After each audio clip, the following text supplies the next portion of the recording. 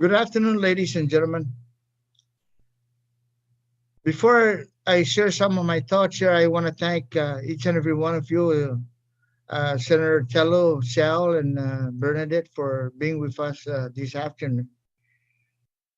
Let me just say that this public hearing is now called to order. Today's date is Friday, December 4th, and the time right now is 3 minutes after 2 o'clock. The Committee on Public Safety, Border Safety, Military and Veterans Affairs, Mayor's Council of Guam, Infrastructure and Public Transit is conducting a public hearing today for the appointment of Mrs. Bernadette D. Weeman to serve as member of the Board of Directors for the Guam Regional Transit Authority. And for the record and in conformance with Section 8107 of Chapter 8, Title 5, GCA, the first public hearing notice was sent out on Friday, November 27, 2020, to adhere to the 5 working days requirement, and the second public hearing adhering to the 48 hours notice was sent out on Wednesday, December 2nd, 2020. And in addition to these notices, were sent out to all the media and posted on the Guam Legislature's website. And I would like to thank my colleague, Senator, it looks like Senator Teller's the only one here right now. And I want to thank you very much because she's always very active in things like this. And thank you very much, Senator. First of all, I will let me go over some of the general rules of conduct during this session. The host of this hearing will mute all participants until called upon by the chair. When called to speak, please ensure that you are unmuted and that you are speaking into your microphone. Members of the committee and the legislature wishing to speak may indicate their desire to the chair through the in-app chat feature. Individuals testifying should first be recognized by the chair before speaking and should state your name for record keeping purposes.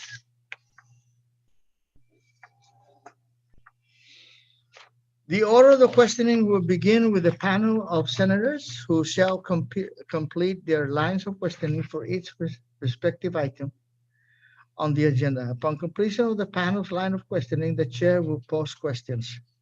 Each member will be allowed to pose a question to an individual testifying for a round and will be provided another round if needed.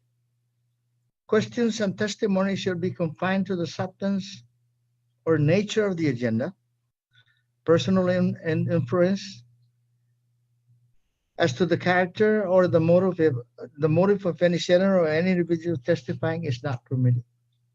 Any violation of these general rules of conduct will result in removal from the public hearing by the host. And we will now have those that are testifying for Ms. Bernadette Weeman proceed first, and then we will have Mrs. Weeman testify for herself. And let me just first kind of just go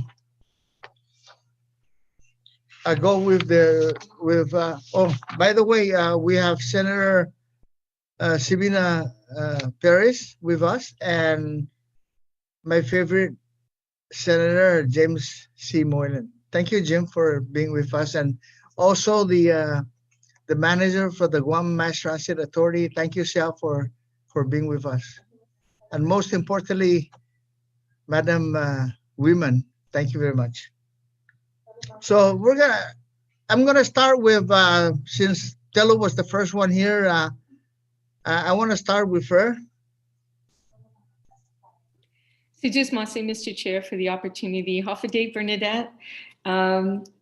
Thank you for stepping up to the plate. I was hoping to hear what you had to say before I spoke, but I guess I could ask the question first. That Noreen, if there is any conflict of interest that you have in your as you sit in this position, and is there any conflict that you may foresee that may happen? Are you willing to recuse yourself?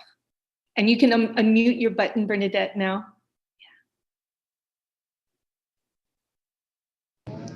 Okay. There we go. Can you hear me now?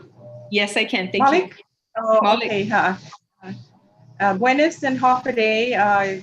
Thank you for all of you to my confirmation hearing today. There is no conflict of interest that I foresee. Uh, uh, as far as conflict of interest, meaning the GRTA versus uh, like any interest with the transit authority. Yeah, Is that or what any you're sometimes. asking?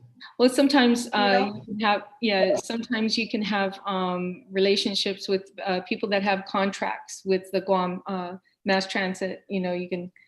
So it's things like that. But in the event that should happen, are you willing to step aside and basically recuse yourself? Right, right. No, I don't have any conflict of interest. Okay, I don't foresee. That's good. That's very good to hear. And again, I thank you so much for stepping up to the plate. One last question. Why this board? Why would you like to serve on this board, Bernadette? Oh, okay. I started writing the Guam Transit Authority since 2015. And I have experienced, I have seen the difference between the back then, like say 5 years ago, to where Mr. Salvabalta have really taken over and have produced a lot since his management. I've seen the difference, and I can see myself uh, as far as being a writer, and then the experiences that I have back in the States that I've seen um, compared to our little island of Guam. I, um, I, I really love to improve and serve the people. Uh, and that falls in the Guam Transit Authority. And Bernadette, what are some of the responsibilities as a board member for the Guam Mass Transit or Guam Regional Transit Authority? What is some of the requirements? Oh, okay. Your I am very responsibility. new, and I will learn. Okay. Responsibility. Okay. As far as the values and as far as the directorship of uh, the leadership and management right now, I need to comprehend and follow, and also the values, the transparency, and everything that falls under the directorship, under the leadership of Sal Balta. And I know he's doing a great job, and I really want to compliment him. And thank you also, uh, for giving me a chance. I want to be given a chance because I have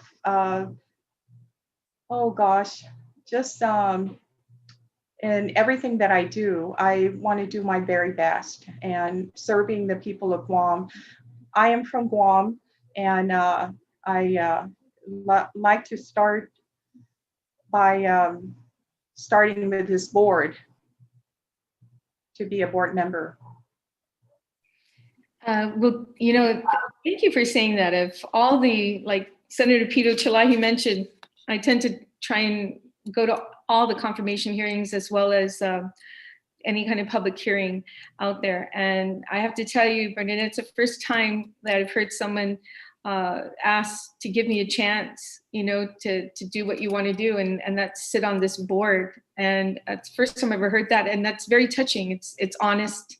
It shows your honesty right now, and how you're willing to do your best. It's very admirable. And my last question is, what kind of background do you? Unfortunately, I don't have your packet in front of me. I didn't see it here. So if I may ask, what is your background?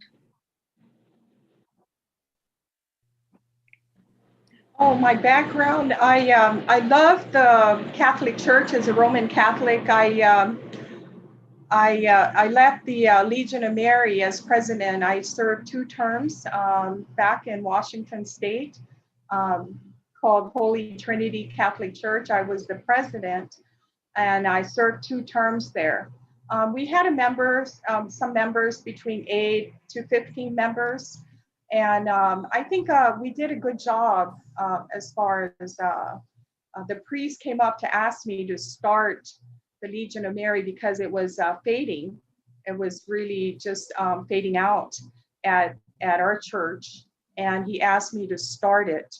And I'm grateful that being close to God with my faith, I led, and I think that was a great job. So that, and then also I tend to love people. I have good customer service.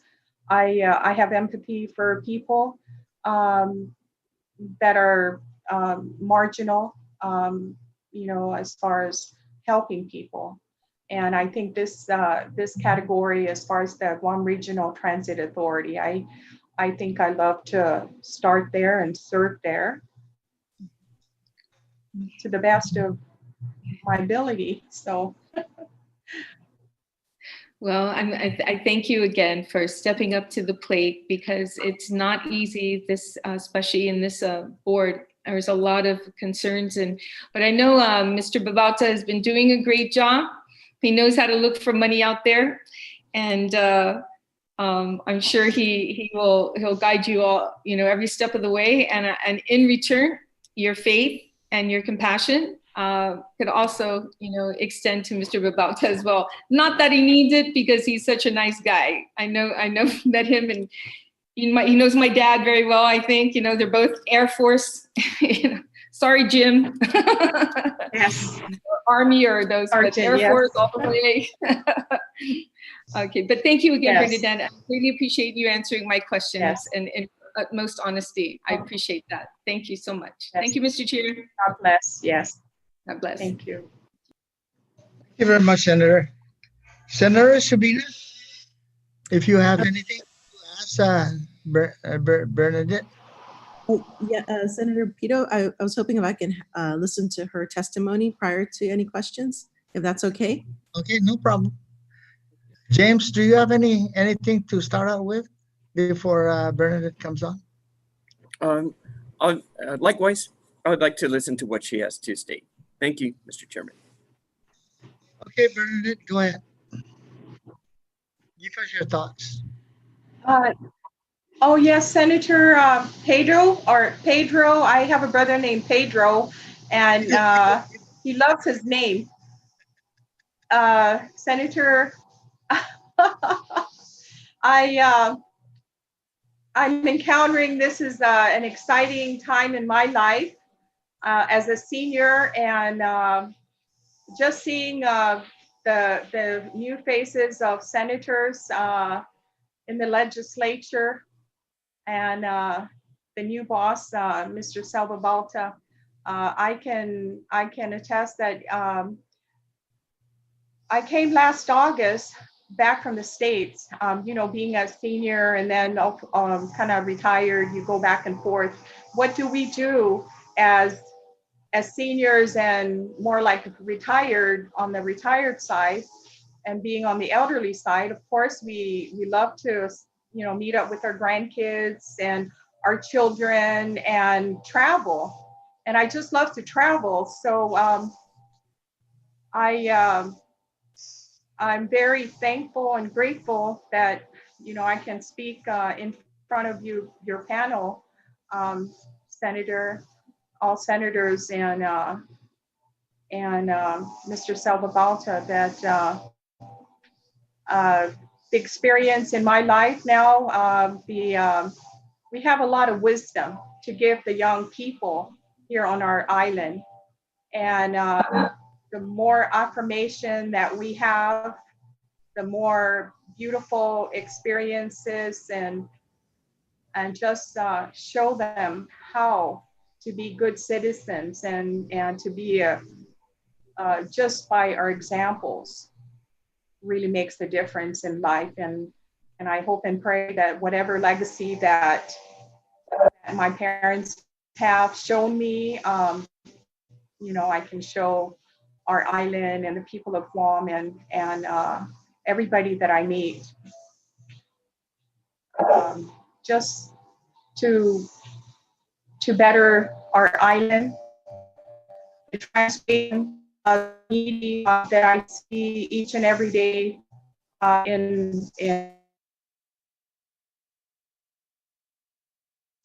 just unprecedented with our pandemic that's happening all over the world. And so my travel has slowed down now. I can say it's slowed down, and now it's really time to give and concentrate a little bit on our island.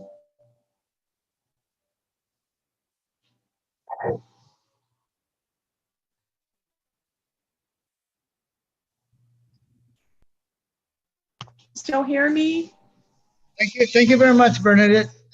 Before I call on Senator Perez and Senator Moylan, I just want Mr. Babauta to go ahead and give us his thoughts about you being with the Mass Transit Board, and what is the situation with the Mass Transit Board? What are some of the shortfalls? What are some of the things that have been done to correct the problems, the problems of the past? And Shell, if you can share your thoughts, please.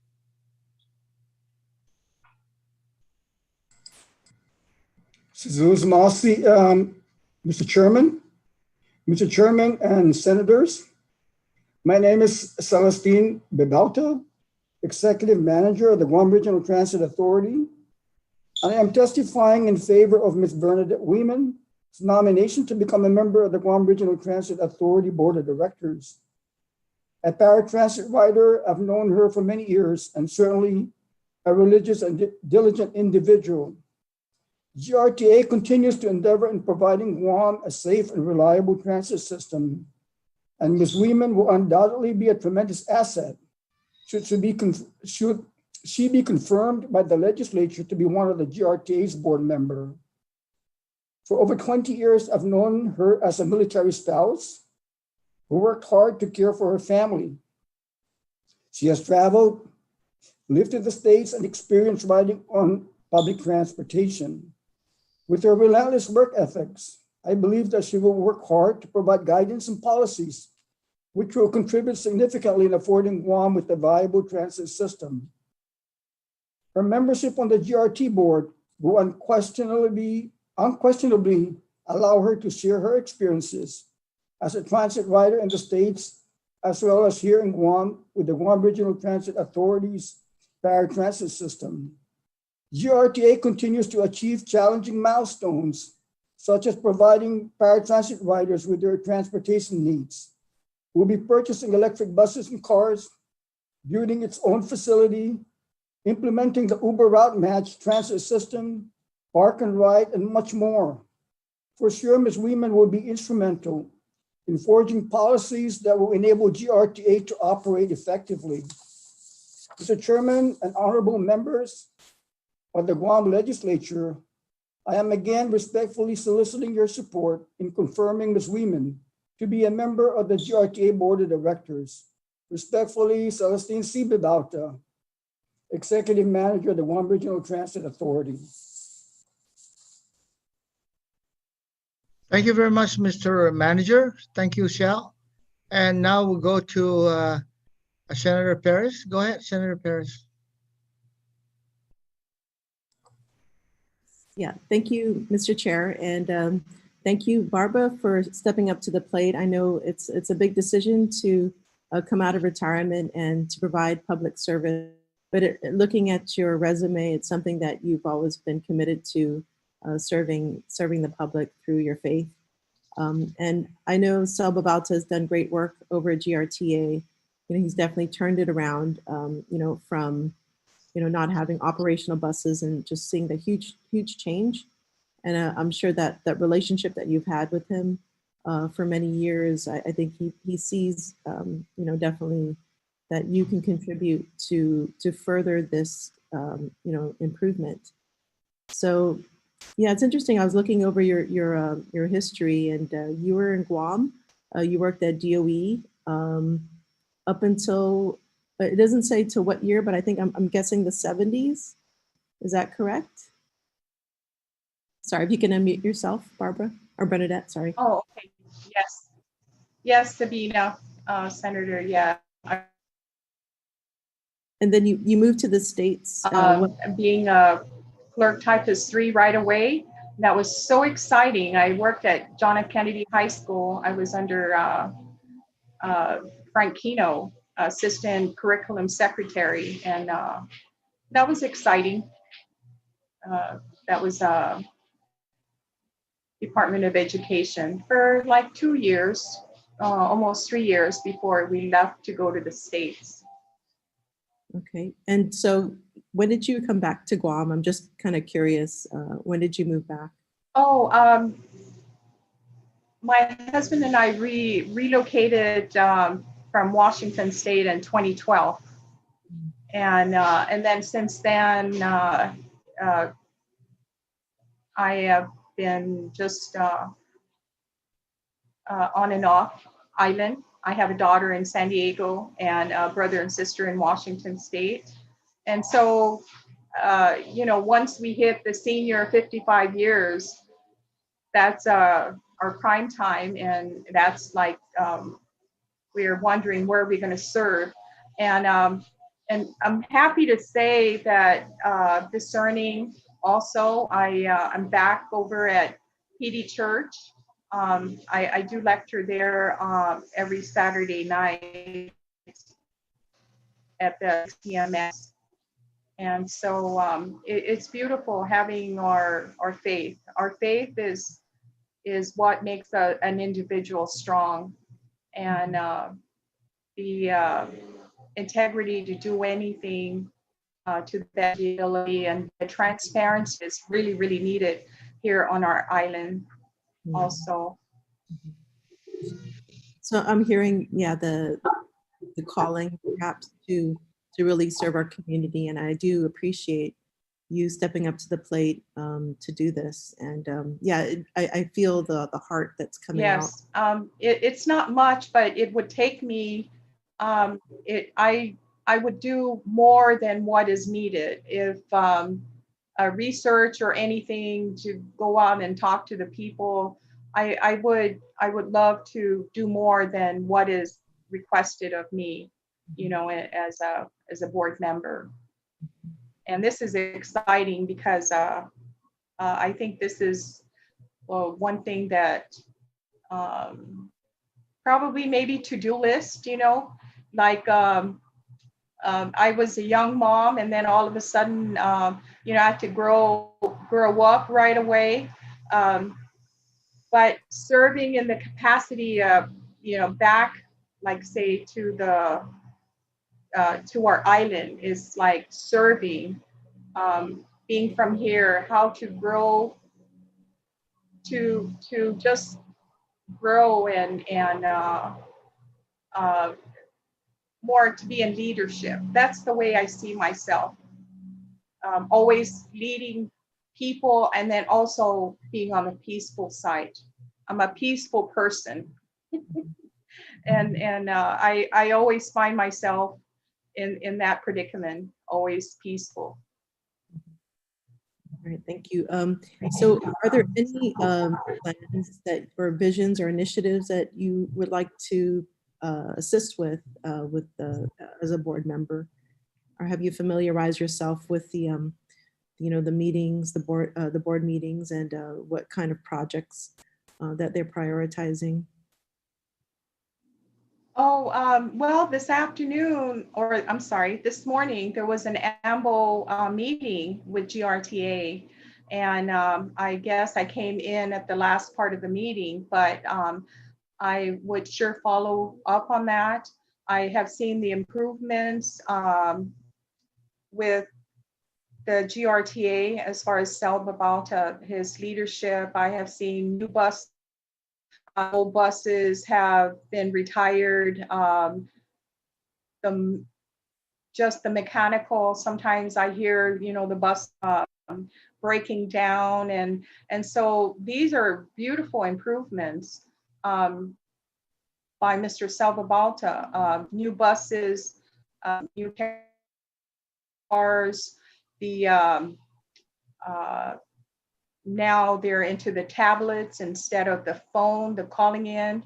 The tablets are enforced in the cars.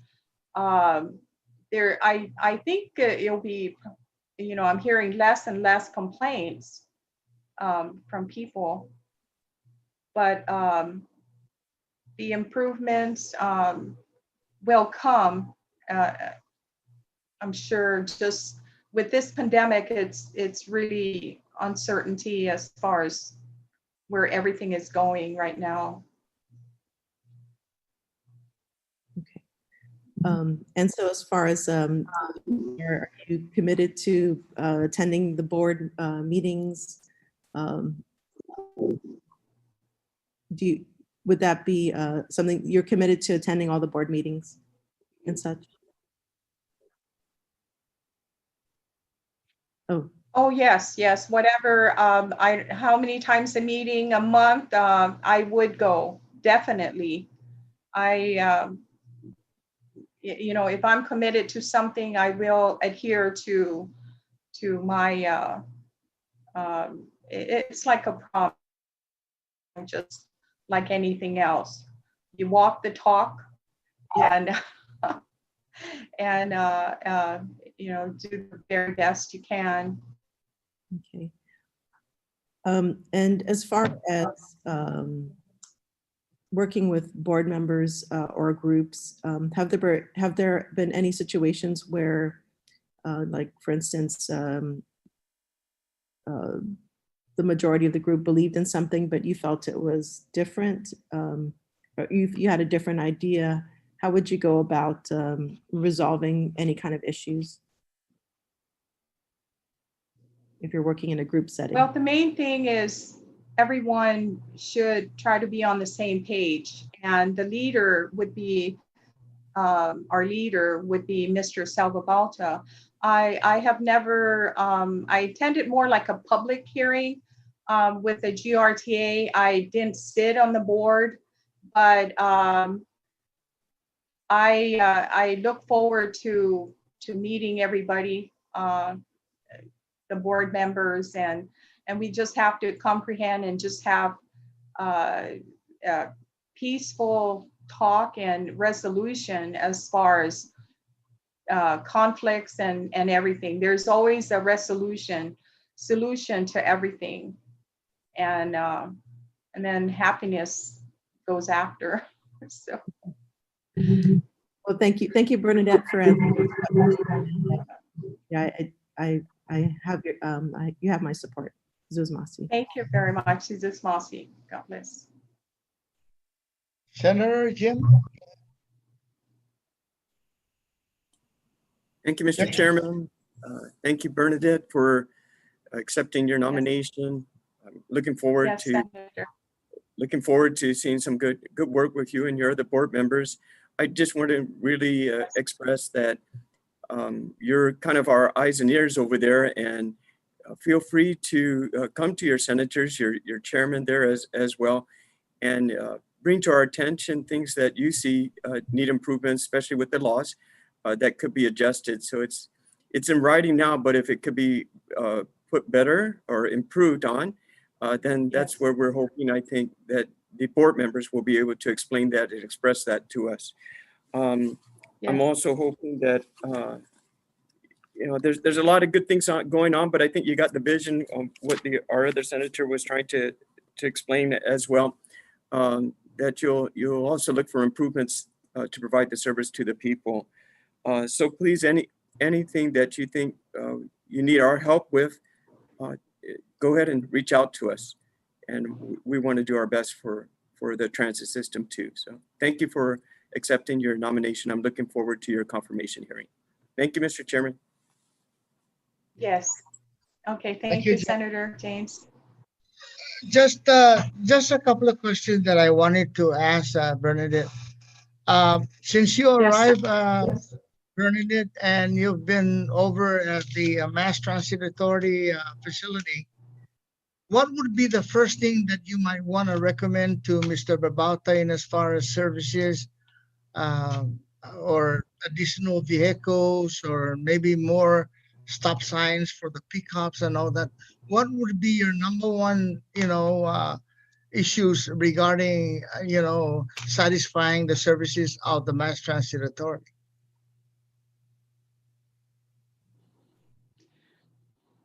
Okay. One thing, I hope I'm answering because you were fading out, Senator Pedo, in the question, but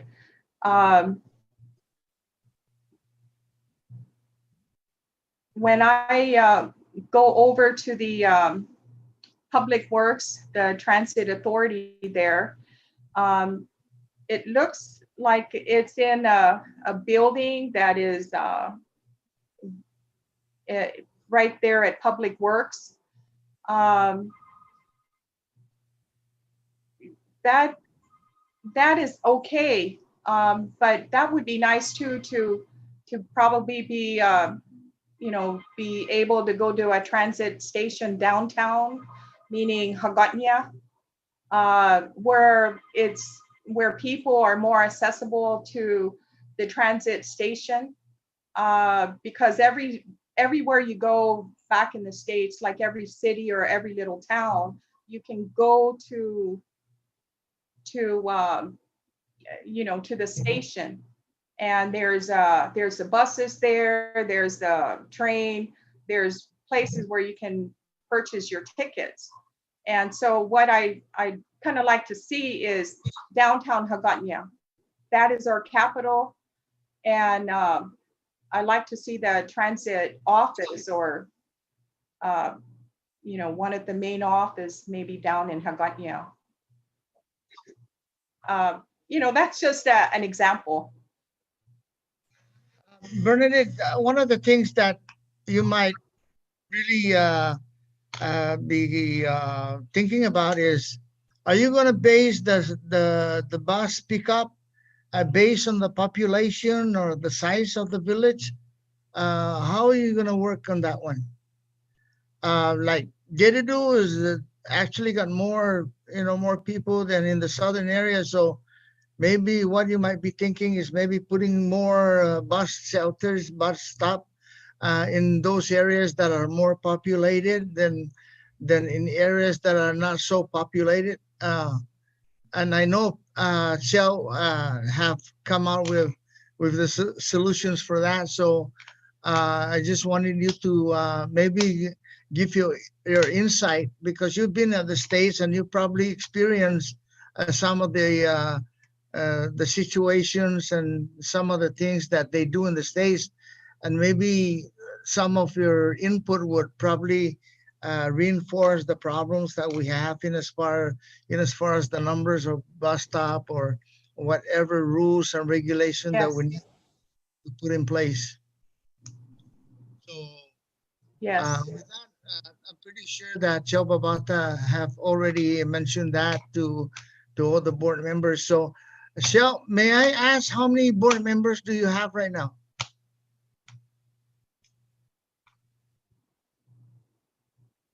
Because I know we've been waiting for Burnett to come on to actually meet the numbers of members to approve the whatever we need to do with the mass transit. GRTA, Mr. Chairman. Mr. Chairman, GRTA has 4 board members, so with Bernadette, it'll be 5. So then we'll have a little bit more flexibility. But on the other hand, we need a couple more board members, and we're working on that. Okay, so how many would you recommend that we need? Pardon me, Mr. Chairman? How many board members do you think you might wanna have to smoothly come out with the the services that mass transit is doing? Are you enough with the 5 members? Because if you do need more board members, then maybe I can, get together with the governor and ask her to give you more board members, when, more members to the board. Mr. Chairman, thank you for that question. We currently, with Bernadette, we have 5. The law allows us to have 7 board members, and I believe that 7 will be just fine for GRTA. So, Okay. so with the help of 2 more board members, I think that will be very beneficial for the Guam Regional Transit Authority. So you actually need 2 more. Yes, sir. Yes, sir. Okay, sir. Okay. And let me just say, because probably you mentioned this to some of the things that's happening up at the Mass Transit Bernadette. The building that they have up there, I was telling Shell that, the space up at the building that they're occupying right now will suffice. But I think there's a process to construct a Mass Transit Authority facility that, it's financed through federal funds, and pretty soon, if everything, I think the only problem there is that they're working on the plans for the structural plans for that. So once that is done, they're probably going to start the bidding process on who's going to construct, right? So Yes, okay, Mr. Chairman. As a matter of fact, for your information as well as the other senators, we're 30% design complete on for our facility. And our facility will have a maintenance part of it, transit management center, and also administration and finance. So we're 30% complete on that. And we have funds from the federal government to build our facilities. So as soon as the design is done, I'm hoping that by the first quarter of 2021, we'll begin to hopefully we'll have groundbreaking.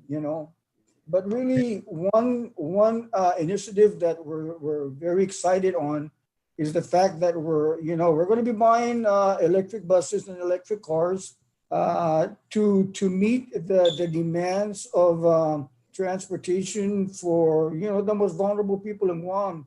Of course, throughout the island, but with Dededu and Jigo, and of course Anderson Air Force Base and the Ben Blas Marine Corps station. We're looking at again. We have funds. The FTA awarded us $9.5 million. We're going to build a park and ride facility, and we're going to use electric buses and electric cars. And the purpose of the electric cars is really, in addition to that, we're also buying a transportation management system that will allow our riders to download the app, schedule their rides, and get picked up with electric cars, brought over to the park and ride, and get on a bus, on an electric bus, to go to whatever destination they like to go to. So that's kind of like the big plans that we have for up north. But on the other hand, we're also working on other projects for the southern part of the island. So it's been a big challenge, but I have a good team and a good set of board members, and I think that with Ms. Weeman, we'll be able to do a lot more for the people of Guam. And one thing that I like to remind people is the fact that we've only been on board less than 2 years, but we're working hard to provide for the people of Guam. and I thank you for that, Shell, because we've been in touch. We've been talking about improving the services, and you've done a lot. How many transportation do you anticipate to have to satisfy the services? Well, if you take a look at the 2030 Guam transportation plan, it mentioned about Guam needing 50 buses. But then again, that's with the old concept of transit operations, where you have buses going from one bus stop to the other, hoping that a rider will be there. Well, our mindset is to come up with mobility on demand, something that's coming up rapidly in the States, where you have a transportation management system with technology that will allow our riders to download the app, schedule their rides. It's like Uber back in the States. So when we send out a van to pick up, that van is going out to pick up riders. It's not going out hoping that somebody be there to pick up. we're going to be able to send a van out through technology and pick up riders. And that way we'll be able to be a little bit more efficient in our management of resources. So we don't have to be buying gas and, doing more maintenance on the buses without having any riders on buses. So that's a concept. As a matter of fact, GRTA again was awarded $1.9 million. These are competitive grants. We compete with other transit agencies in the States. We won $1.9 million to do a feasibility study to use Uber Route Match transit system. And we're going to be working with the University of Guam to do a feasibility study using that type of transit system in Agate, Santa Rita, PD, and Naval Base, Guam. And the results of that study will enable us to step back and say, hey, is this transit system going to work well for Guam? If it is, that's something that we're going to bring up to of course, the governor and the legislature and allow us to use that for Guam, But it's just, transit system is very, very, very important for Guam in order to grow the economy, in order to build the economy, reduce congestion, allow for a more healthy environment for our people. So we're working hard despite the limited resources that we have. As a matter of fact, Mr. Chairman, I just wanted to know, let you know that even though the budget has just been passed, we're already looking at the budget for the next year because, our budget is minimal if we and if we want to further improve our transit system, we need to provide a little bit more priority for the Guam Regional Transit Authority. And I'll tell you what, we have a lot of people out there who are willing to work, but they don't have transportation. So with a little bit more resources, I think we can allow people to go to work, build our economy, and have less dependency on social programs in Guam. So, I've recommended a couple of people, drivers for Mass Transit Authority. And I know that's going to be a challenge for you because, we do have a lot of vehicles coming in. And the challenge is going to be, it's not going to be easy to recruit, bus drivers, transportation for mass transit because you're going to have to interview them and they're going to have that those experience in driving, buses and things like that. So that's going to be a challenge. But I'm going to continue to do that search for drivers for Mass Transit Authority. With that, ladies and gentlemen, I would like to thank all of you for your participation in today's public hearing for the appointment of Mrs. Bernadette Weeman. And if you have any written testimony, you can email it to Senator Pedo at senatorjpterlaje.com or hand deliver it to my office at 140 Espinal Avenue, Bridge Point Building, Hagana, Guam, 96910. And the time now is currently quarter to 3. And the Committee on Public Safety, Border Safety, Military and Veterans Affairs, Mayor's Council of Guam, Infrastructure and Public Transit is now adjourned. And I want to thank each and every one of you for being with us today. Thank you. And we're gonna I have another hearing. We're gonna recess until 3 o'clock for bill number 413-35. And I think that's Sabrina's. Sabrina, I think that's your bill. Thank you very much. Thank you. Thank you very much, Senators. Thank you, Celestine.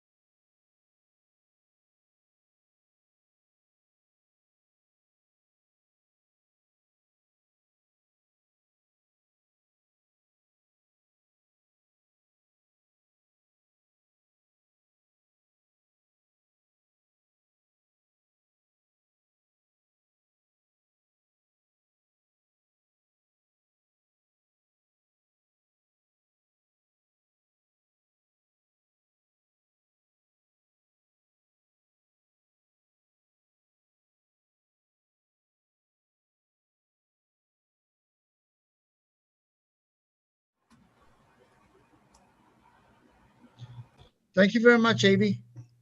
Before we start with this, you know, this public hearing, I just want to recognize a couple of people.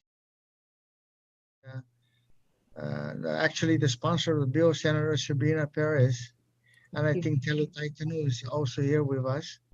And I also want to recognize a couple of people, Brian Weiss and William Miller and Lynn Scott. Thank you for finding the time to spend this afternoon with us on this one particular bill, Bill 413-35. Thank you very much. So let me just start off with the opening remarks that I wanted to, we usually would do whenever we have a public hearing. This public hearing is now called to order. Today's date is Friday, December 4th, and the time now is exactly 3 p.m. The Committee on Public Safety, Border Safety, Military and Veterans Affairs, Marriage Council of Guam Infrastructure, Public Transit is conducting a public hearing today on Bill number 41335. And for the records, and in the record and in conformance with Section 8107 of Chapter 8, Title 5, CCA, the first public hearing notice was sent out on Friday, November 27, 2020, to adhere to the 5 working days requirement. And the second public hearing notice was sent out to meet the 48 hours notice, was sent out on Wednesday, December 2nd, 2020. And in addition to these notices, were sent out to all the media outlets, posted, and it was also posted on the Guam Legislature's website. And I want to thank all my colleagues for being here with us, and all the guests that are going to testify. The host of this hearing will mute all participants until called upon by the chair. When called to speak, please ensure that you are unmuted and that you are speaking into your microphone.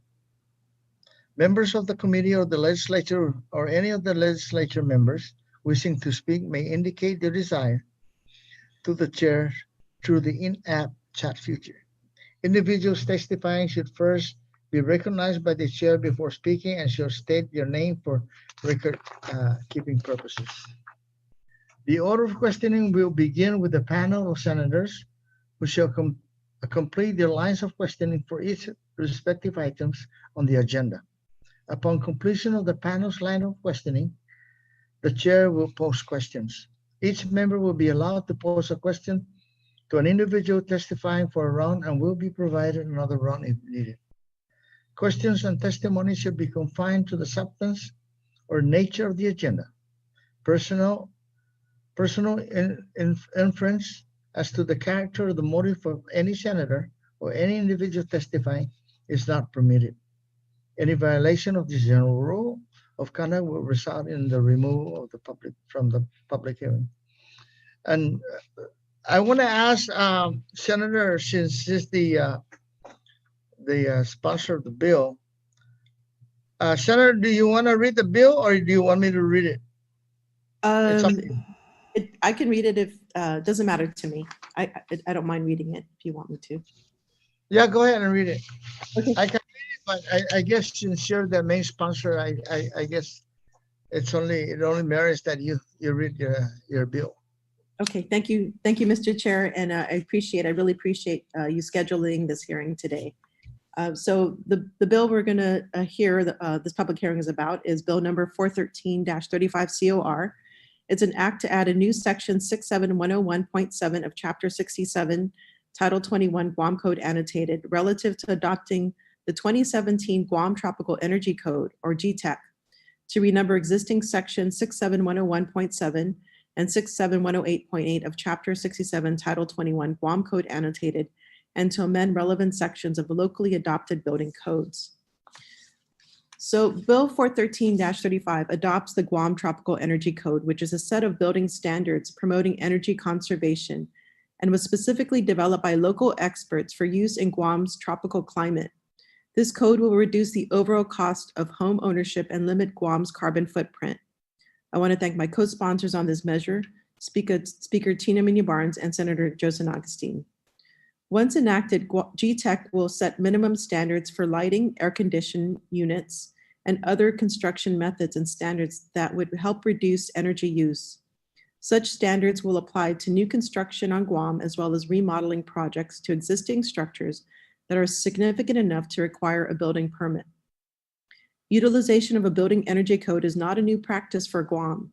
For decades, Guam enforced a minimum building energy code. However, when Public Law 30-199 updated Guam's building and fire codes in September of 2010, the decision was made to not adopt the International Energy Efficiency Code as it required construction measures unsuited for Guam, such as cold weather insulation. Instead, Public Law 30-199 mandated that the newly created Guam Building Code Council review, amend, and adopt the Model Tropical Energy Code for use on Guam. The Model Tropical Energy Code was itself a federally funded energy conservation code based on widely used industry standards and provided for use by tropical jurisdictions, namely Hawaii, American Samoa, Saipan, Puerto Rico, and Guam, as a starting point from which to develop localized energy codes. The CNMI adopted the Model Tropical Energy Code outright, and it has been enforced there for over a decade. Public Law 30-199 envisioned taking MTEC, or the Model Tropical Energy Code, and further adding features and flexibility to serve Guam's needs. With the aid of the Guam Energy Office, the Guam Building Code Council met regularly to fine-tune the Model Tropical Energy Code and collected extensive community input on the proposed energy code. Local experts have devoted hundreds of hours in developing these standards. The Guam Building Code Council collected from contractors, real estate professionals, engineers, architects, and the general public. In addition to the Guam Building Code Council, the GTEC was further developed with the help of the Guam Energy Office, the Guam Energy Task Force, the Guam Chamber of Commerce, Department of Public Works, the Guam Fire Department, the Guam Contractors Association, the Guam Society of Professional Engineers, Guam and Micronesia chapters of the American Institute of Architects, and the Guam Association of Realtors. The resulting Guam Tropical Energy Code before us is the result of this extensive work. Now more than ever, as a global pandemic decimates our local economy, we must lay the foundation for a strong economic recovery. The GTEC will keep millions of dollars circulating in Guam by reducing our reliance on oil and will reduce the cost of home ownership. Cash is Guam's biggest export. We send hundreds of millions of dollars off island every year. Last year, it was $238 million to purchase diesel for our power plants. By requiring minimum energy standards in new construction, we can significantly reduce the export of cash from our struggling economy and prevent the proliferation of energy efficient homes and buildings that hurt renters and the local resale market.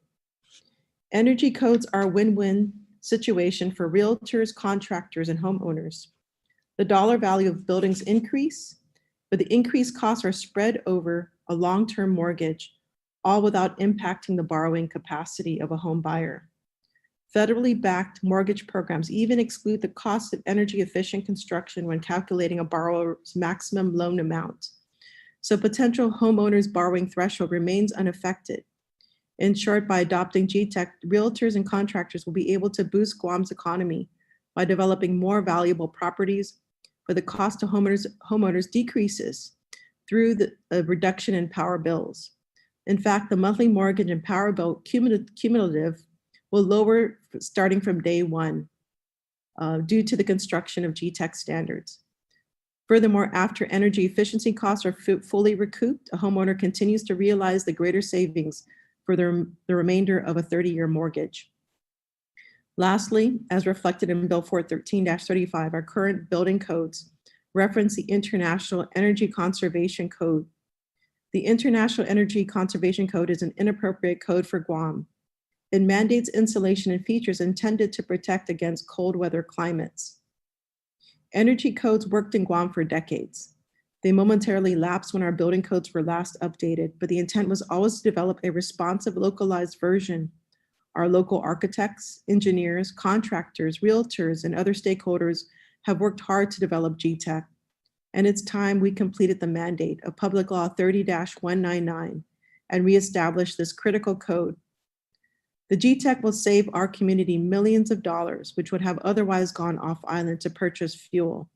And it will increase the value of construction to our local real estate industry while reducing the cost of home ownership. GTEC is a timely win-win that will help spur the strong economic recovery for our island's needs. And thank you, Mr. Chair, for the opportunity to provide this opening. Thank you very much, Senator. You want to start off with some of the things that you wanted to share in as far as the panel being here, or do you want me to go to Senator Tello? I'll allow any of the senators to come out with questions and some of the things that we need to share with some of the panel here. So if you want to start off, just go ahead, and then Tello Tatu, Senator Tatu would come in next. I'm going to allow the senators to go ahead and ask those questions, and then we'll go to the panel on what they think of the bill. Sorry, Senator Pedo, I would like to, request that the one who spearheaded a lot of these efforts, Brent Weiss, if he can provide at least some details about the Guam Tropical Energy Code and, all the details as far as how this would, what are the effects to the building industry. I think he has some great insight. And I think also the engineers, Bill Miller, he was a big part of doing this, I believe it was a 7-year study that showed that there was a 50% reduction in energy consumption. I just would like to give them an opportunity to highlight some of the features of what the Guam Tropical Energy Code includes, if that's okay with you, Mr. Chair. Senator, I just want to add that Carlos Camacho is with us, and he's going to join us momentarily. Thank you very much. Go ahead, Mr. Weiss.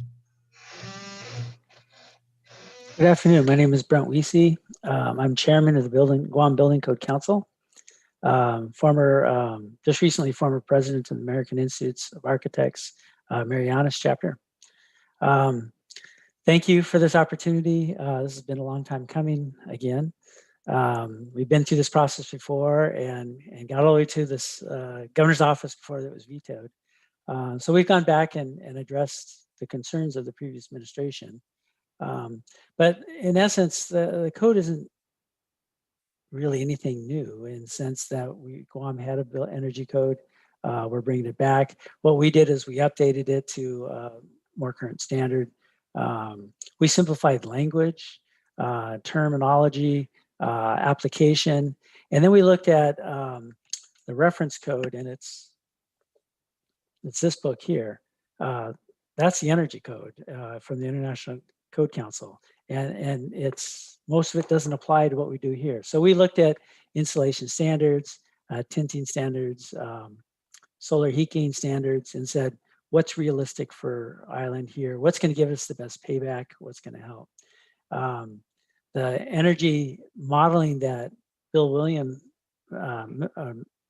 Miller had done really just quantified what we already know. When you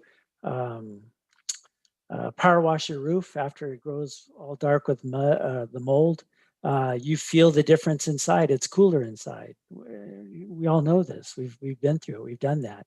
And so the energy code is implementing cool roofs so that it's just doing what we already know. Insulating the roofs gives us a great benefit. And so it keeps the heat from coming in the slab that gets heated up over time and coming inside. And so if it never comes inside, it never heats up the inside, and you don't have to cool down that additional heat.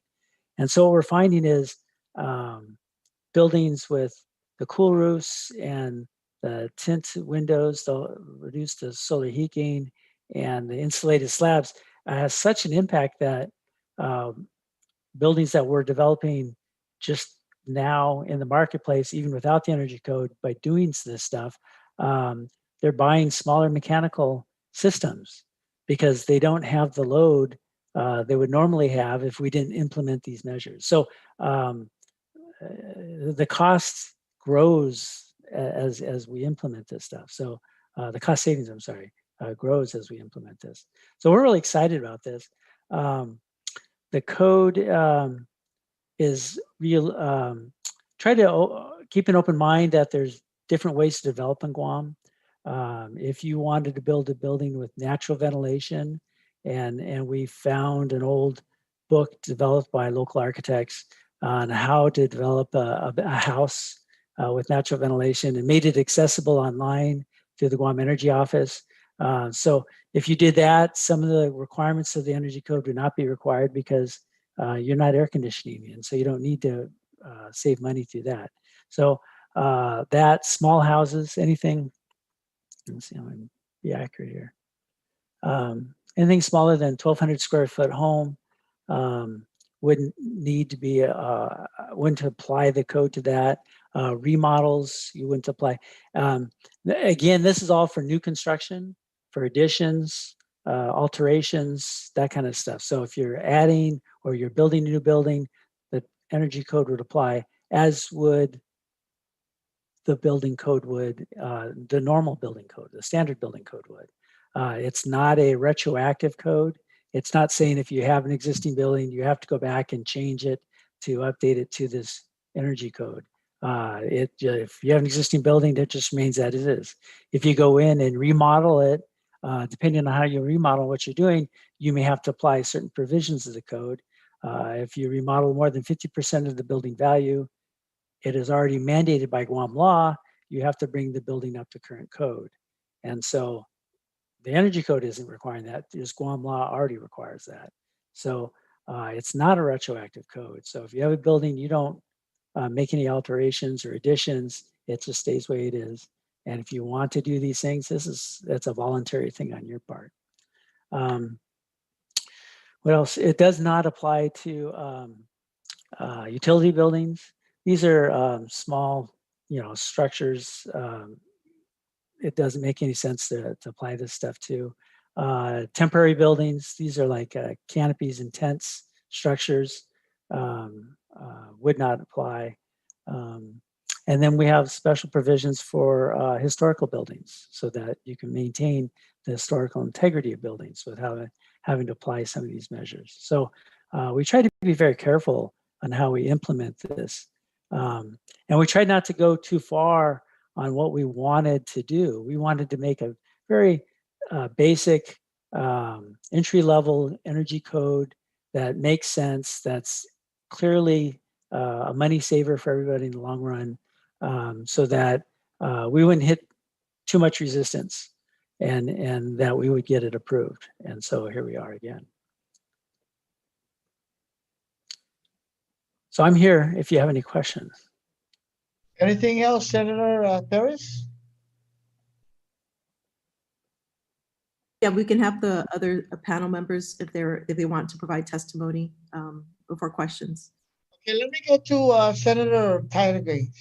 I think she's got something to ask. No, Mr. Chair, I too would rather hear from all the panelists first before asking any questions, and I appreciate it. Thank you, Mr. Chair. I'll be standing after. Okay. Thank you. Do you have anything though to ask Mr. Weiss or Mr. Scott or even Mr. Carlos Camacho? I'll wait till after they all spoken. So, and then I'll ask my questions. And if you don't mind, Mr. Chair, I want to hear what they have to. Is there anything else that you want to impart to the panel? Is there anything that you might want to impart to the listening audience? Either you or Mr. Scott? Yeah. Can you guys see me? Mr. Camacho, go ahead. Yeah, let me pull over. I'm pulling over so I can be safe. Okay. Hi, Mr. Wise. Carlos here. We met many, many years ago in the same issue. Yes, we did. So, of course, I'm just going to ask the same question, maybe from the past questions. Let me take off my mask since I parked now. From the past questions I've asked, maybe you got some answers now. Of course, I love when I finally got educated. You did an outreach many, many years ago at one of the hotels to a lot of us in the industry in regards to this energy code and the potential savings to the end user, which we all want to have anyways. The only thing that I asked at that time was the cost increase to, because I focus on a lot of affordable housing programs. And I'm glad you clarified now for existing homes, or only this applies for new homes, which we got to do a couple of the improvements to the envelope, the roof or the tint and all that kind of stuff. I don't I don't have that in front of me now, but do you know what the average cost increase would have to these? I'm not talking about those moderate homes, but I'm talking about for homes that are like 1,500 square feet homes. That's the first question. And then the second question I asked many years ago was, uh, do we finally, because I know this will create job opportunities, just like when we have appraisers to appraise homes on the values, do we finally have any energy efficient appraisers so that when a home is being built under the new energy code, they can reflect what the energy savings would be? Because I just want the senators to know there is a program, and Mr. Wise, you probably know what I disclosed this many years ago, called the Energy Efficient Mortgage. And under an energy efficient mortgage, if your home fits that category under Freddie Mac or Fannie Mae, we're able to get a lower interest rate because of the savings compared to a home without any energy code. So do you remember those questions I've asked? And maybe you can enlighten the panel and the final findings after maybe 8 or 10 years later, after what we've asked, if there's any energy efficient underwriters in Guam that can solidify the savings so we Yeah, can so use we, these. yeah, happy to. Good to see you, Carlos. Yeah. Working backwards on the energy efficient loan program, we reached out to local lenders and asked, how are they applying that and doing. And so some of these banks, First Hawaiian, Bank of Hawaii, they're not just here, but they're also in the States. And so they have access and they've been doing these programs in other locations. And so what they said that two things. One is there's never been any need for it, so they haven't brought it here or brought anybody out to do it out here. And then we asked, we said, well, what about this threshold? Are we putting people in a position where they may not be able to get a loan because the cost of these energy items would push them past what their loan capacity is? And they said, really, there's very few people out here that's anywhere near that. So there was no market for it. So that's why they didn't have anybody out here. But they said with the new energy code, if this turns out to become an issue, then there is a market for it, then they would bring somebody out to do it. I'm glad, because I did do my outreach to the banks also. And as you know, decades and decades, it's programs that are available, you're right, in other state and locations, that because Guam hasn't adopted any policies and all that, like at least for the energy code. Yes, it may increase the cost of home, but what's missing, what is missing is how do we verify to certify the savings. So Right. in the US, they have certified energy Auditor. energy consultants, and that will create that industry Yes. here. So if that happens, and that's all they need. It's just like I'll use it as an example, like an appraisal. When the Yes. bank has to get the home loan, they got to get it appraised based on comps. Well, what's going to happen is they're going to do an energy appraisal and says, okay, with and without this, without the energy efficient program or products, your potential utility cost is X. With the energy efficient product, you save $150 a month, for example.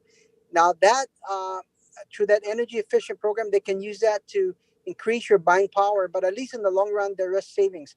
But it took me yes, remember I was against this before, Yeah. because of the costs. But now that I know that there are byproducts that can support the endeavor, as long as Guam gets to at least in the mortgage industry and creates these consultants to confirm the savings. I know Lynn Scott's there. Maybe Lynn Scott's company can become one of the certified energy efficient, because he does lightings and he can Yeah. go in and do an assessment. So these type of industry will be created so that the banks can now offer these portfolios. But you're right. I just wanted to share that on my many years of working, watching this program try to get into the policy part of Guam. Yeah, it's one of those chicken or the egg things. And so the response we got from the banks was, if there's a demand, we'll fill the need. Well, that's a perfect segue. That's a perfect segue. Thanks, Carlos. So I guess I'll go ahead and step in here since I've got experience on both sides of those fences, right? As a retired banker, I do have experience with the very program you guys are speaking of.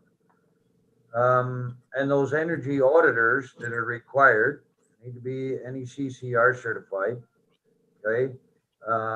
And Carlos, yes, we are working on it, okay? My company, Green Energy Solutions, is working on getting trained individuals that are certified to do those very things, okay? Some of the things that in this bill, and guys, senators, let me applaud you for doing this, okay? Though the codes and the products and some of those things are dated, and from what I'm hearing in Brent's voice, is an uphill battle that has been very hard to get to this point. Carlos, I hear in your voice you were one of the ones that beat Brent down early on, that has watered down this bill. Okay, so current technologies are far more energy efficient, that now for the program that Carlos would like to have, that would make the properties that he sells much more energy efficient and would make his properties being sold worth a lot more, should be in this bill. As we talk about lighting, okay, CFLs at 60 lumens a watt or 40 lumens a watt are next to irrelevant, okay? Shouldn't even be in this bill, okay? We're sitting down looking at a bill that is backdated by 10 to 11 years already, okay? The products in the HVAC, you're looking at a 2009 HVAC code, okay? The products are so far and above more efficient now. And if this, back then when you started writing this, Brent, created a 50% energy efficiency in these buildings, the stuff that we're doing now that are creating 60, 70, and 80% energy efficiency is what we should be writing in this bill, okay? Because this, if passed, okay, it's going to take another 20 years before somebody looks at this again, right? So unless somebody's going to put a clause in here that says it's now comes to law, we got to redo this thing every 5 years, right?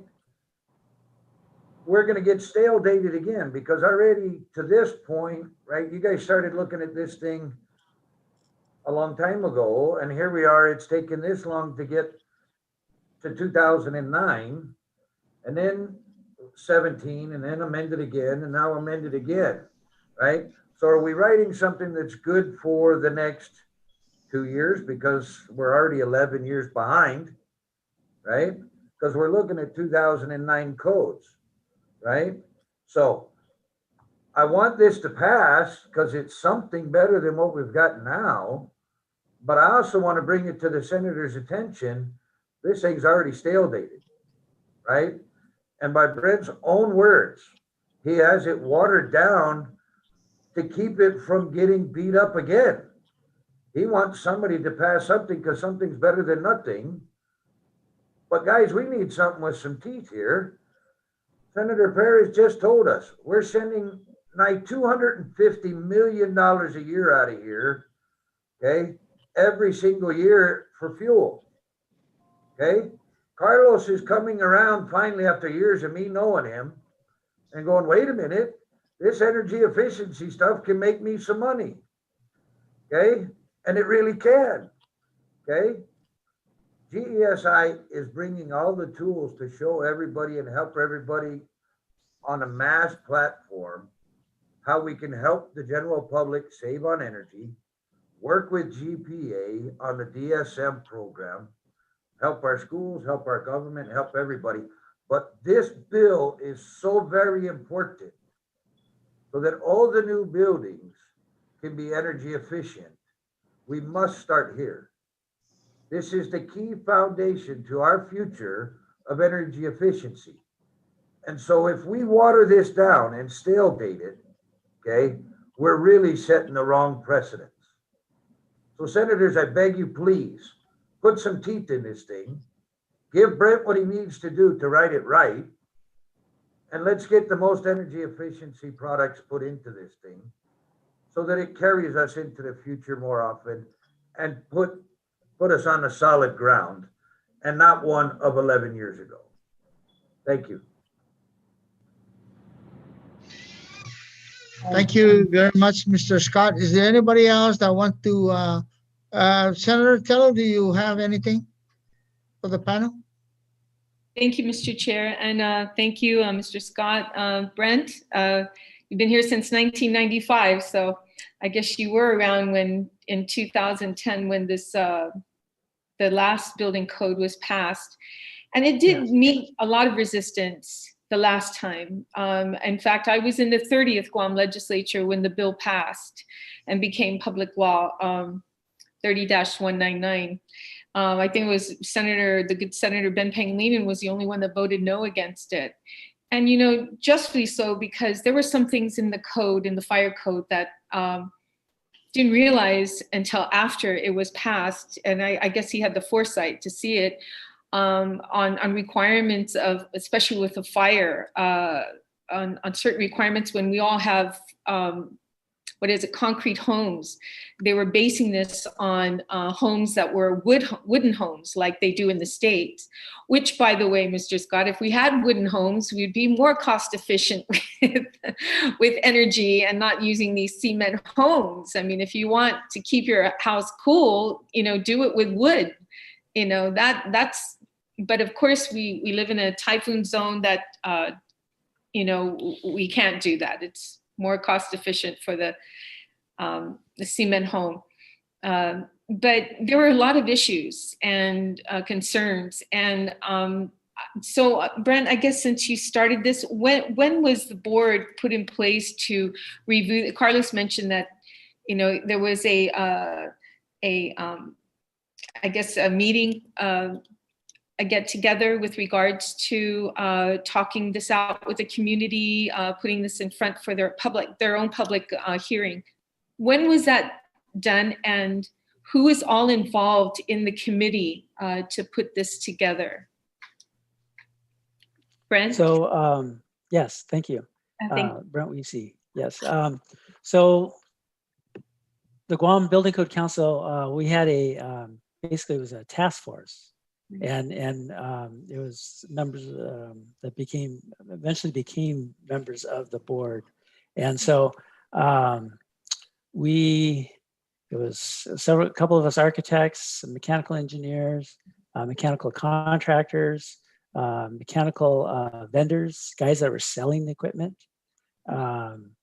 We had contractors, fire department, DPW, contractors, real estate people. So we had a real variety of people all involved in the process.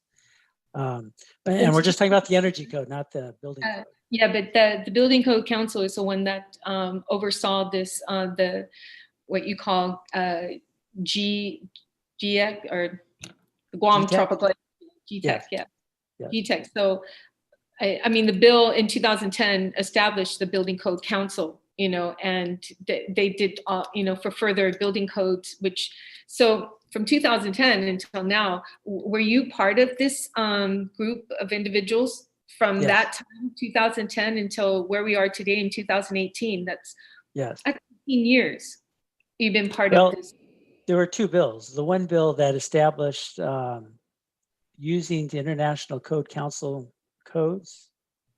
And in that it said, go back and create the Building Code Council. And we want the Building Code Council to provide this energy code.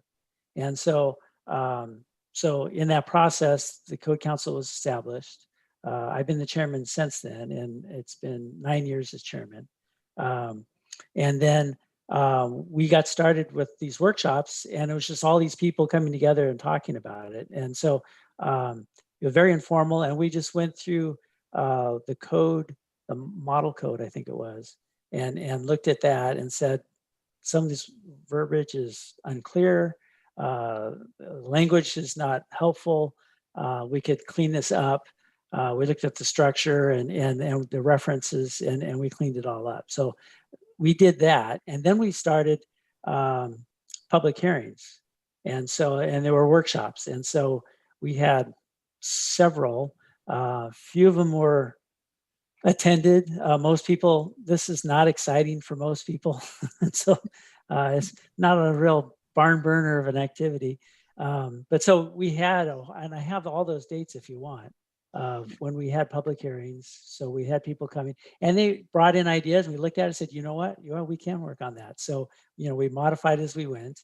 And then we did workshops in the community where we went out to the community and said, this is the energy code, this is what we want to do, and this is the energy saving items that you guys can do already. And so it became more of a helping the villages look at different products that are available on island. There are contracts here that do the work, and with a little investment, they can go ahead and just save money on whatever they want to do on their existing homes. So we did that. So it's been several years of that process, and then we submitted to the legislature near unanimous vote. There was one that didn't vote on it, I think, and then it passed and went to the governor Calvo's office. And then it went to Governor Calvo's office, and then from there, it got vetoed. Okay, right. It was vetoed. Do you know why it was vetoed? Well, I do. There's a letter, the veto letter, that states why they vetoed it. It really has little to do with why he vetoed it, but that's, conversations with the governor. Okay. So usually a governor would say why, why it's not what the issues are, and so I will. The bottom line, he had low-income housing programs he wanted to do, and he was afraid this would impact that. And then he was also getting information from not the Code Council, but from other people on what they thought, and they didn't have any good data or information, and so they misunderstood the implications of what the energy code would do, and so they decided it was too risky and bad for business, and so he vetoed it. Okay. Well, I think we had a situation with the one that was passed in 2010. The fire code, which caused a lot of issues back then. I think there's just caution to the wind, on this one. Yeah. And but the fire code, it came up, and I'm not sure if it actually passed. And then we looked at it, and so we went back and we excluded single-family residents from requiring sprinkler systems. And so that's the current law now. So yeah. Those issues were addressed back then. Okay. So the other question Carlos actually brought up, when it about cost, and you mentioned that earlier too, for these homes, and finding out that even though it's upfront cost, in the long run, it's going to be more cost efficient for individuals and homeowners. But I'm talking about and I guess Scott, you can chime in on this. Everything in this new code that's brought before us, are all the requirements for instance, the goods and services available on Guam currently to meet the code's requirements? This is to Scott, I guess. It would be, or you, Brent. Because, we know it's cost efficient, but do you have all the goods and services on Guam to meet the consumers' needs with regards to this, if this bill should pass for the Guam? I can speak to a lot of the local energy efficient products. I can't speak to insulated concrete, right? Because I'm not in that business. I know that maybe, Jared Johnson over at Hawaiian Rock or something like that could speak to that. But for LED lights, they're now just as cost effective as the lights that you have in here. Okay. And are more energy efficient and produce better, higher quality light, last longer and so forth, right? The air cons, the VRFs, the high ear, ducted splits, DC inverter products, and those kinds of things, they're here. They're brought in every time we get a boat, right? So whether it's my company, whether it's some other company, those air cons are being brought in all the time, right? The solar stuff, which is not in here, by the way, is being brought in all the time. I noticed there's not battery requirements yet in here, or frequency controls wasn't in here, which, right, you should look at, because GPA needs some help on frequency control right now, right? Not in here, but is brought in all the time, right? So sometimes they're slow because of demand, and there is high demand for all these things, but there's enough within the marketplace. GPA is incentivizing on the residential side. For those of you that don't know, May 28th, the PUC approved GPA's request to incentivize on the commercial side for the DSM program. And so that'll roll out probably first quarter of 2021, right? So they'll now incentivize commercial customers for energy efficiency products, lights and air cons. But yeah, in the marketplace, it's here, right? And it's much more energy efficient products than what's in this building code, right? Thank you, Scott. So Brent, this document, this 32-page document more than anyone. So can you tell me that all the availability for goods and services that establish this energy code can be purchased here in Guam? Yeah, most of it's already here. I mean, you're tinting windows, the films here, cool roof products. It's available. If you're building a new home, you're shipping in material, windows, stuff anyways. So if you're insulating a roof, whether you do something on the top or at the bottom, that material just gets shipped in with all the rest of your construction materials. There are some products on island, bad insulation, studs, that kind of stuff, chipboard, that if you had a small project, you could probably go ahead and do right now. So generally, it's not hard. Material's hard to acquire. Okay. And Brent, the last question. Thank you, Mr. Chair, for the opportunity. Just my last question. Located in the packet, the Exhibit A that is attached to the bill, the grandfathering for buildings that are already in place, where is that located exactly, Brent, in your? There's no grandfathering, really. All we're saying is the code is just applied to certain work, and that would be new construction, additions, remodels, that kind of stuff. So there's no grandfather clause per se, and it follows how any code is applied. So if you update the building code, those changes don't come effect on any existing buildings until you add to it or build a new building. Okay. Okay. Thank you, Mr. Chair, for the opportunity. Thank you, Mr. Scott and Brent, for sticking with it since 19 forgotten since you got here, and then 2010 all the way through. And Carlos Camacho, I really appreciate your input as well on this and the questions you asked. Thank you so much. Thank you, Senator tell you there's one thing that I just wanted to raise, because according to some of the testimony that's being presented, there's some loopholes on this particular bill. So I want to ask the sponsor of the bill if we can all get together and just discuss this and finalize the bill and make do it right and include some of the things that we need to include in there. Maybe I can get the cooperation of everybody, Scott, uh, Carlos, and Mr. Wise to help us out so we can solidify whatever we need to solidify on this particular bill, so we can put it out and smoothly implement it. Is there anything else, Senator Sabina, that you want to bring up? Yes, I just, yeah, I believe like, I just want to share the sentiments of Mr. Scott that, yeah, this bill from what sorry, the code that was developed hasn't changed since 2014. Is that correct, Brent? Yeah, so a lot of things have changed equipment wise. And yeah, some of the reference to the HVAC systems is 13 SEER. And, you know, we're seeing a lot of, you know, technology changes. And I agree.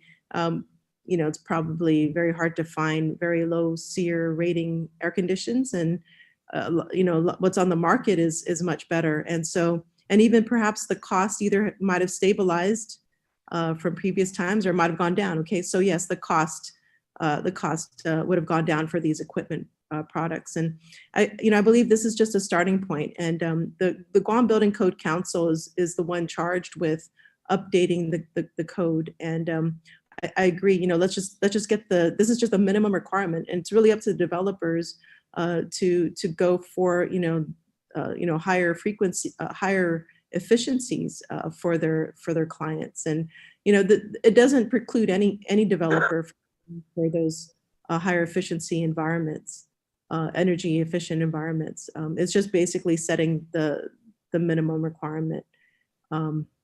And the other things, I just want to make very clear that it doesn't require the use of solar panels, right? I think people, when Correct. about GTAC at Tropical Energy Code, they think automatically it requires the purchase of solar panels, which it isn't the case. It's about conservation and really keeping out the heat from buildings, interior buildings, and therefore lowering the need for energy consumption to cool it down.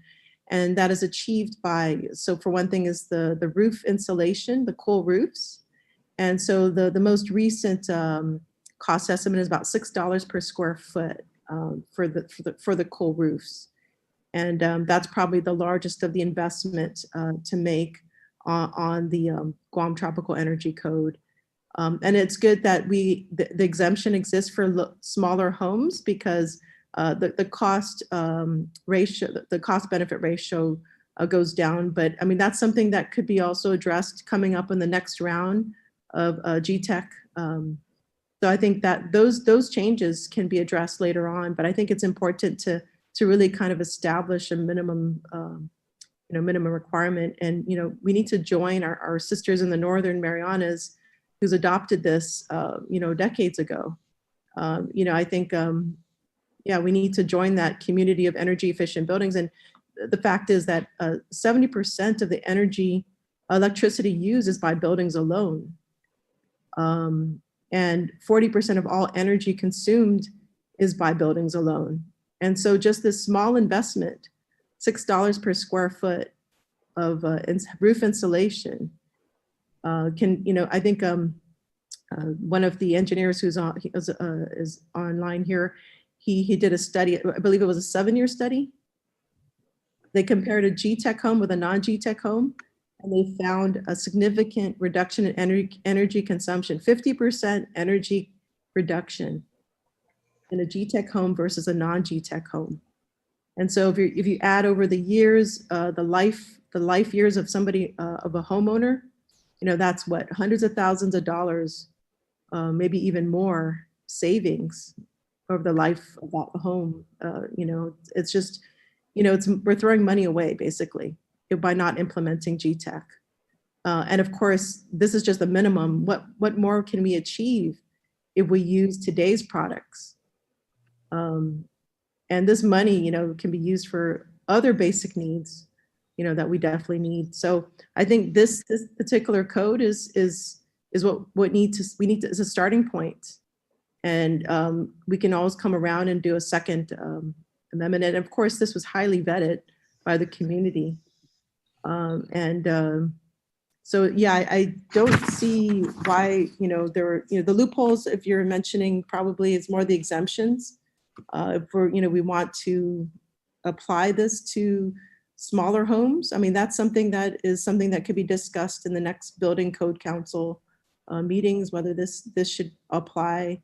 But I think, it's really important that, we establish a starting point for energy efficiency for Guam. And it's really an investment in our community.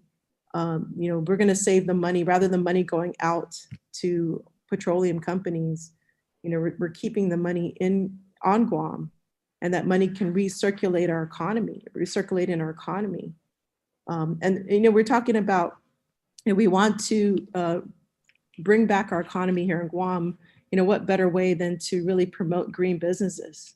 This is one way we can diversify our economy, is through creating a green industry that is going to support everybody here, support the homeowners, support the tenants, support the owner of the structure, and for an investment that doesn't require huge investments as was required for solar panels, right? Solar panels are super expensive. This is much less. This investment in conservation is much less compared to solar panels, and it would help reduce the need for solar panels, right? This really should be the foundation of reducing our reliance on fossil fuels. So yeah, this is long overdue, and I really appreciate the efforts of Brent and all the architects and the engineers and everybody who came to the table to create this code. And yeah, we've been lacking for a decade, and I think it's time that we implement this code and adopt this code.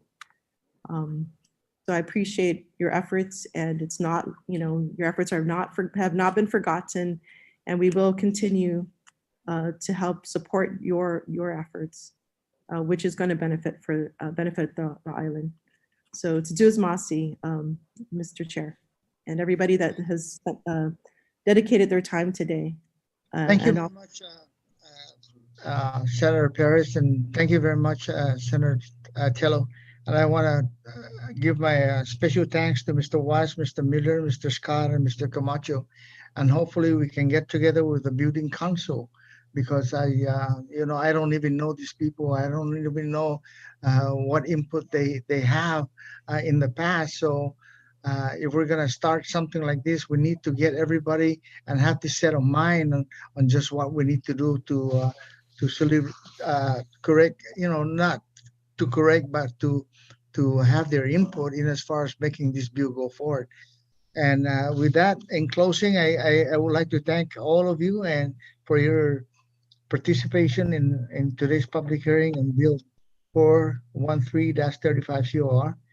And if you have any written testimony, you can email it to my email, Senator Pedo at senatorjpterlaje.com, or hand deliver it to my office at 140 Aspinall Avenue, Bridge Point Building, Hagana, Guam 96910. And the time now is let me do the correct time. Anyway, I want to thank all of you. It's like 8 minutes to 4 o'clock, and I want to thank all of you for your participation. And the Committee on Public Safety, Border Safety, Military and Veterans Affairs, Mayor's Council of Guam, Infrastructure and Public Transit. This hearing is now adjourned. Thank you very much, everybody. Thank you. Sabina, you